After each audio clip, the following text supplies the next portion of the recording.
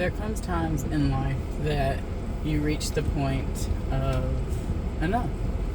You've just had enough. And every person is given a capacity for the season of the life that they're in. And, seasons come, seasons go. And there are times in your life that you have the capacity to handle more or do more. And maybe just even like being naive or immature, you take on more things than you should or accept things that you shouldn't. And at the time you think it's the right thing to do, but as you get older and your eyes open more, you become more wise, you learn more, you understand that those are things you shouldn't have signed up for in the first place. For me personally, there are things that I accepted and allowed because of my need for approval and people pleasing and wanting to make it right and thinking that I was responsible for the happiness of someone else, and so I needed to do whatever I could to make them happy. But I'm human, so inevitably at some point I'm going to mess up or make a mistake or disappoint them again, because I'm human, just like anybody else would with me. I can't expect somebody else to be the source of my happiness, because inevitably there's going to be at some point that they mess up. So right now I'm knocking on the door of 40. It's coming in November. A couple more months to be 39. And they say with each new decade, comes more wisdom and a new outlook and mindset and perspective. And I can feel the shift. I've felt it for about the last year and a half.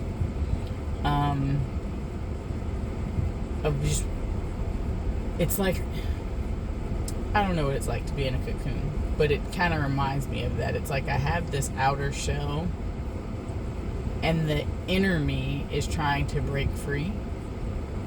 And so it's like I can no longer fit that costume or shell, so to speak, because my spirit just won't allow it anymore.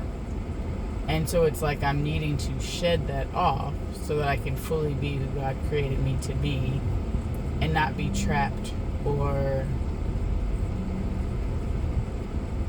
operating in clothing that no longer fits.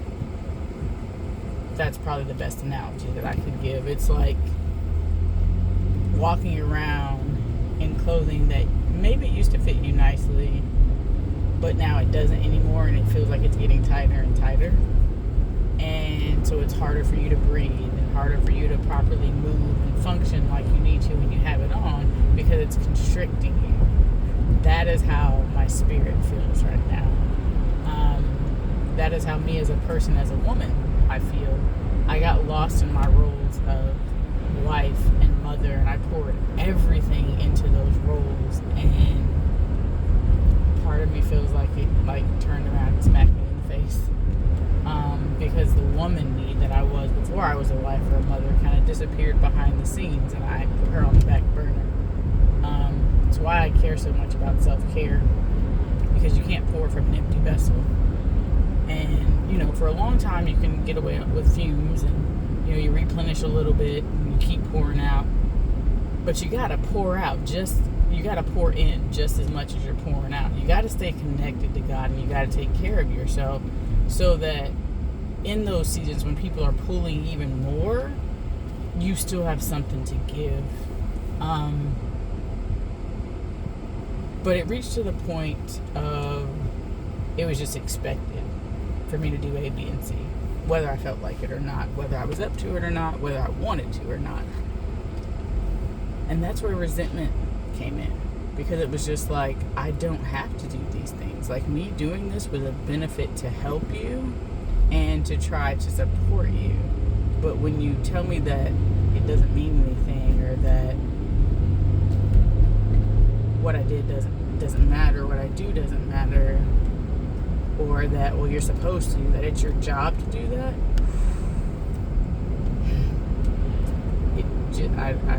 I'm in a very different place, because I want my dash to count, and I want to leave an impact that outlasts me.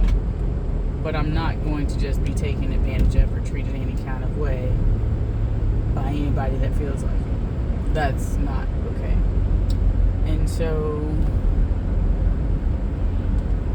there's a heaviness there that it's like there are feelings and things from childhood that, you know, I'm walking through that with my therapist and really pinpointing, you know, those feelings of abandonment and that need for approval, and the power to say no and mean it and stick to it and not feel guilty about it, because that's the other thing, is the guilt that came along with it. You know, if I said no, well then it's like, oh, but you know, then what happens to this person? What happens to that person? But all those people aren't worried about what happens to me.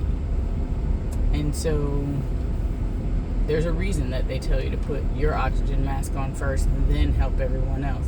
And for the longest time, I've been putting on everybody else's oxygen mask and not putting on my own. And so in this season of my life, I still want to pour out. I still want to be a blessing and impact other people.